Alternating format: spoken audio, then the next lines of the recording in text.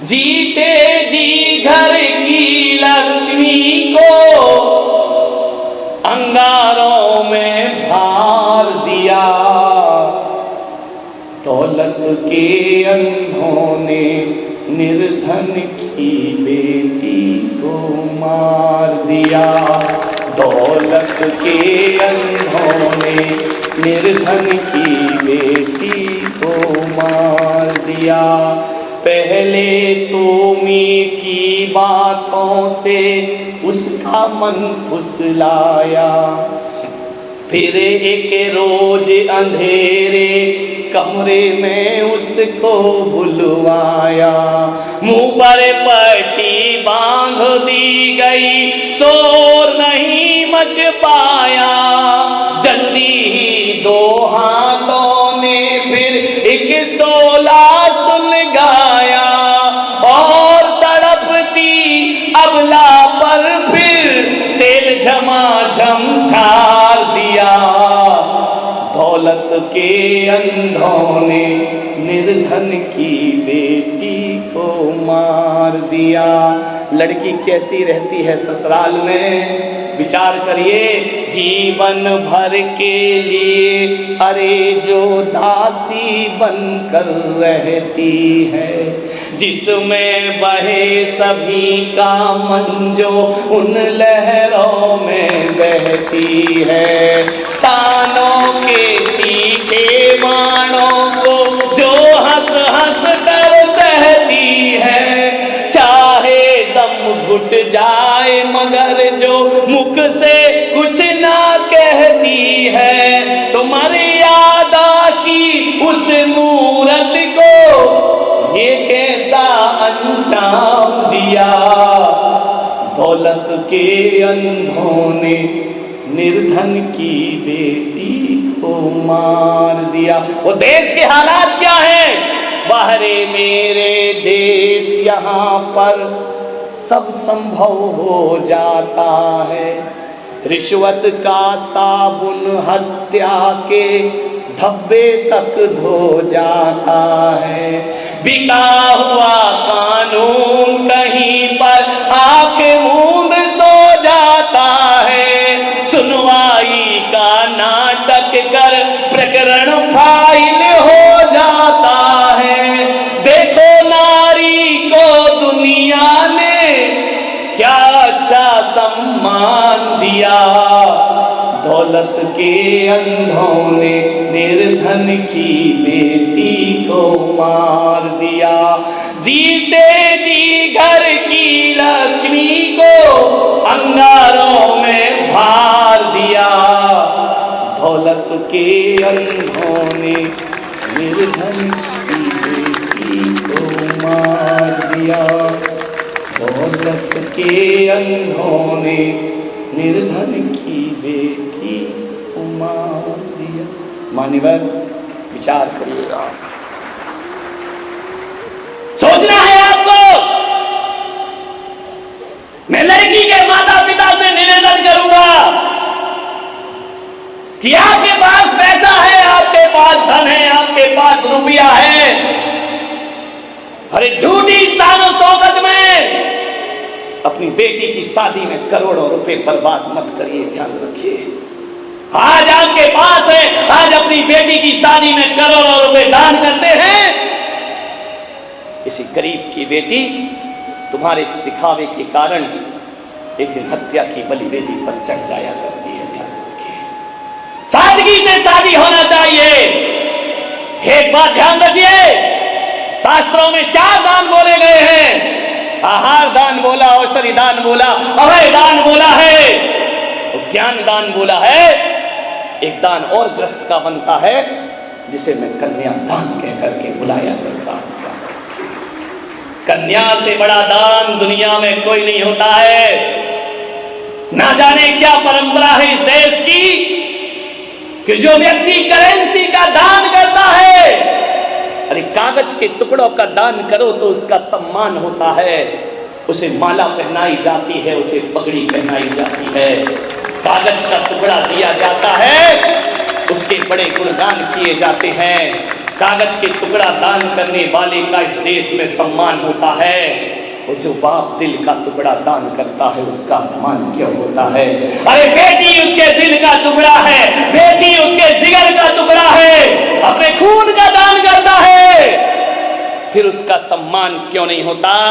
नीति तो कहती है कि देने वाला बड़ा होता है और लेने वाला छोटा होता है, लेकिन ये कैसी परंपरा बना दी कि कन्या देने वाला छोटा होता है और लेने वाला बड़ा। याद रखिए, तोड़िए ये परंपराएं, ये दकियानूसी रीति रिवाज, रस्म रिवाज। दिल का टुकड़ा देने के बाद भी वो छोटा बना रहता है, वह झिड़कियां सुनता है, वह ताने सुनता है लड़की का पिता। मान्यवर, यदि इन परंपराओं को नहीं बदला गया तो मेरे देश की बेटियां दहेज की बलिवेदी पर चढ़ती रहेंगी और ना जाने कितनी बेटियां आज इस देश में फांसी के फंदे पर झूली होगी, कितनी बेटियों को जिंदा जला दिया गया होगा, कितनी बेटियां दर दर की ठोकरें खा। ये अमीर लोगों के कारण है, ध्यान रखिए। झूठा दिखावा और शान शौकत। हमारी लड़की की शादी है, मैं कहता हूं किसी मंदिर में पैसा दे देना, लेकिन लड़के बालों को कभी दहेज में 1 रुपया भी देने का तो साहस नहीं करना, वरना हर गरीब भगवान से कहेगा कि भगवान सब देना लेकिन हमारे घर में लड़की को जन्म मत देना। ध्यान रखिए, आपकी झूठी शान शौकत। एक समाज है राजस्थान में, नागदा समाज, जैन समाज की एक समाज है, मैं बड़े आदर से उसका नाम लेता हूं। उस समाज में न दहेज लिया जाता है और न दहेज दिया जाता है। अरबपति भी होगा तो लड़की की शादी वैसे ही करेगा जैसे साधारण लोग करते हैं, गरीब भी होगा तो शादी वैसी ही होगी। सामूहिक विवाह का आयोजन किया जाता है। मान्यवर, अबलाओं के साथ खिलवाड़ मत करिए। कन्यादान से बड़ा दुनिया में कोई दहेज नहीं हुआ करता है, कन्या से बड़ा कोई दान नहीं हुआ करता है। मान्यवर, अपने सीने के टुकड़े को किसी अनजान घर में दे देना ये किसी लड़की के पिता की बस की बात है, हर किसी की बस की बात नहीं हुआ करती है। सोचना है, बरसों साथ रहती है, 20-20 साल, एक पिता उस लड़की को नाजों से पाल पोस करके बड़ा करता है। कितने अरमान हो गए उस पिता के जिस लड़की को प्रताड़ित करके मार डाला है। उसने तो सोचा होगा कि मेरी बेटी ऐसे घर में जा रही है कि बाबुल का घर भूल जाएगी तो सब ससुर के घर को अपना घर स्वीकार करेगी। मान्यवर, सोचिए, आप कभी कल्पना करिए। मैं कहता हूं कन्यादान से बड़ा दान दुनिया में कोई दूसरा नहीं हो सकता है। लड़की वाले लड़की देने के बाद भी लड़कों वालों का एहसान मानते हैं। हकीकत में तो एहसान लड़के वालों को मानना चाहिए कि उसने तुम्हारी अपनी बेटी तुम्हारे यहाँ दान में दे दी है। अरे तुम्हारी औकात तो बारात लाने की भी औकात नहीं बची है। आजकल तो लड़की ही बारात लेकर के आ जाती है। विचार करिए, किस बात की छाती चौड़ी करे घूमते हो? सारा पैसा लड़की पक्ष से ले लिया जाता है, झूठी शान शौकत बघारते हुए घूमते हो। आपके जीवन में आप तो एक भिखारी को रोटी नहीं दे सकते हैं, एहसान मानो कि उसने अपनी बेटी तुम्हें दे दी है। और एक बात ध्यान रखना, एक लड़की का बाप अकेली बेटी नहीं देता है, तुम्हारे घर को हजारों हजारों रिश्ते दिया करता है। लड़की के बाप ने गरीब लड़की नहीं दी है। अरे ये लड़की का बाप यदि अपनी लड़की नहीं देता तो लड़की के पिता तुम्हें सास ससुर बनने का सौभाग्य प्राप्त नहीं होता। एक रिश्ते दिए हैं लड़की के पिता ने, एक तुम्हारे घर में वंश का अंश दिया है, ये लड़की के पिता का एहसान है तुम्हारे पास। चाची, मामी, नानी कहलाने का सौभाग्य एक लड़की का पिता देता है, और तुम्हारी औलाद को बाप बनने का सौभाग्य एक लड़की के बाप ने तुम्हें प्रदान किया है। ध्यान रखिए, वरना ऐसे ही घूमते रहते। एक लड़की 1000 रिश्ते लेकर के आती है, तुम्हारे घर में लक्ष्मी बनकर आई है। जब शादी होकर बेटी आती है तो आरती उतारते हो और चंद रुपयों के खातिर उसे चिताओं में जला के खाक भी कर दिया करते हो। मान्यवर, बोल दुनिया के रसीले हो गए, अब ये क्यों अंदाज कटीले हो गए।